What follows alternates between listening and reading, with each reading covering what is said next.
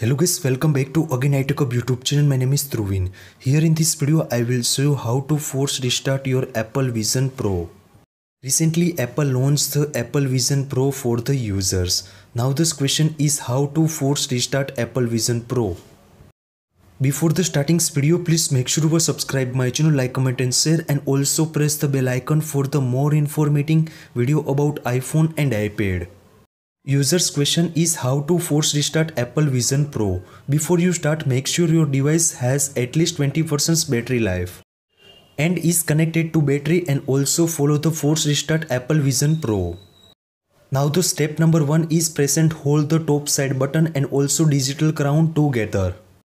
Second step is keep holding both button and also ignore any screen showing.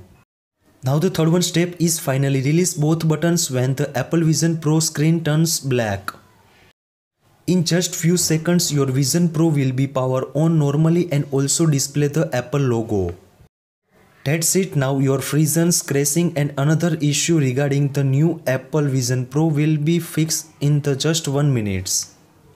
This amazing trick too, you can easily force restart Apple Vision Pro.